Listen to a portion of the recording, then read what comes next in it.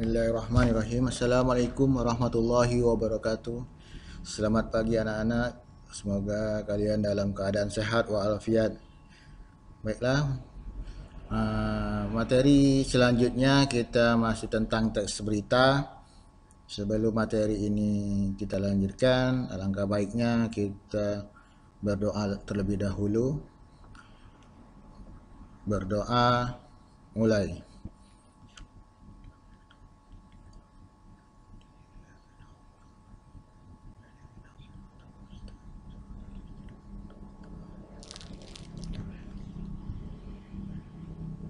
Berdoa selesai.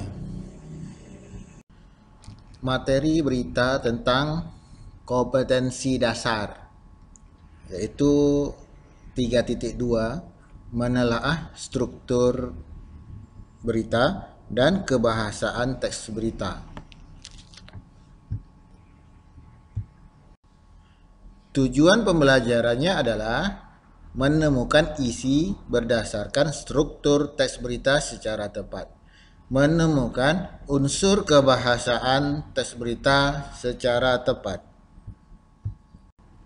Nah, ini yang akan kita bahas tentang struktur teks berita dan tentang kaidah kebahasaan teks berita.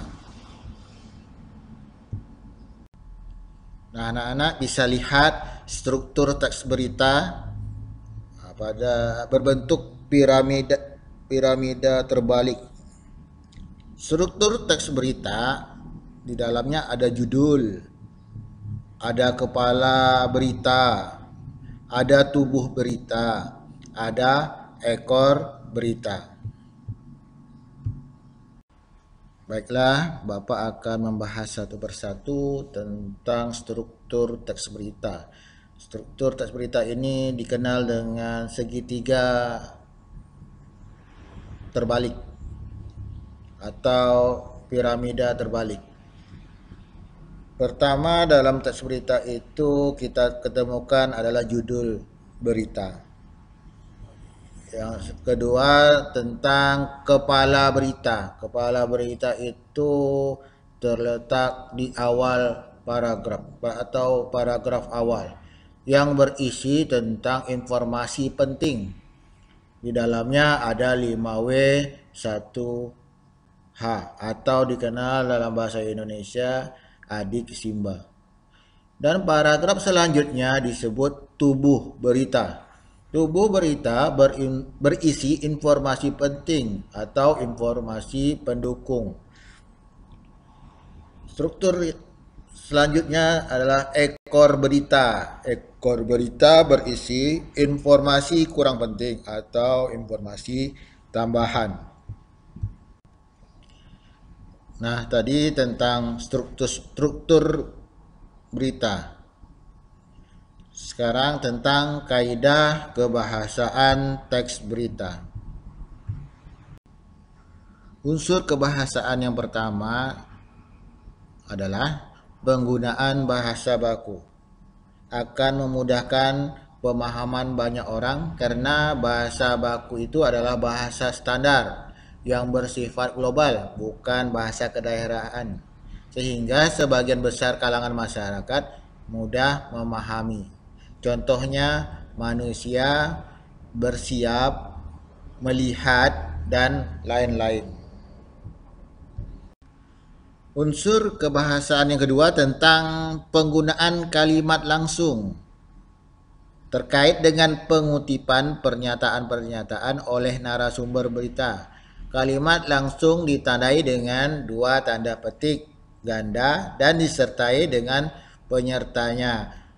Contohnya, tanda petik 2, pelaku sudah kami tetapkan sebagai tersangka.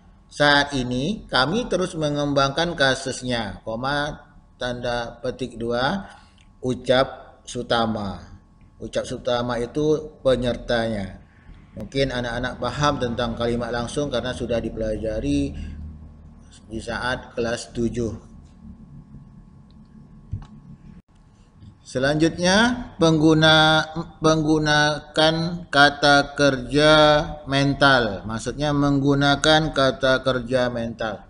Penggunaan kata kerja mental berkaitan dengan kegiatan dari hasil pemikiran, misalnya berpikir, berasumsi, membayangkan. Jadi kata kerja mental, di dalam kalimat kata kerja mental itu ada kata berpikir, berasumsi, membayangkan, dan lain-lain. Contoh, warga memikirkan cara untuk menangkap maling itu.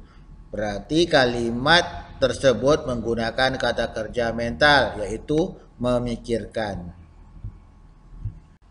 Selanjutnya konjungsi bahwa. Konjungsi itu sama dengan kata hubung bahwa. Konjungsi bahwa berfungsi sebagai penerang kata yang diikutinya.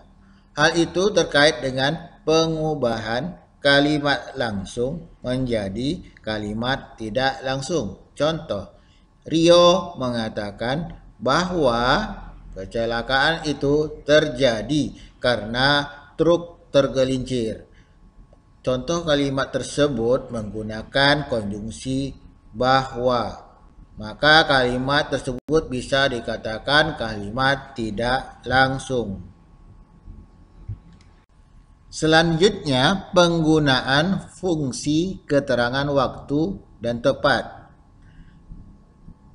Penggunaan fungsi keterangan waktu dan tempat harus ada di dalam berita agar berita yang disampaikan dapat dimengerti dan jelas. Contoh, sekitar pukul 23:45 WIB terjadi kecelakaan di Jalan Penjahitan Jakarta Timur. Keterangan waktu pada contoh tersebut terdapat pada pukul 23:45 waktu Indonesia Barat. Keterangan yang menunjukkan tempat pada contoh pada di Jalan Penjahitan Jakarta Timur. Nah, demikian anak-anak materi kita hari ini tentang teks berita 3.2 membahas tentang struktur pada teks berita dan kaidah kebahasaan teks berita. Untuk kali ini Bapak hanya memberikan materi, anak-anak bisa mengulangi video tersebut.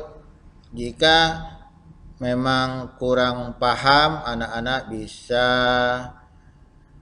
berkomunikasi dengan Bapak melalui classroom. Terima kasih.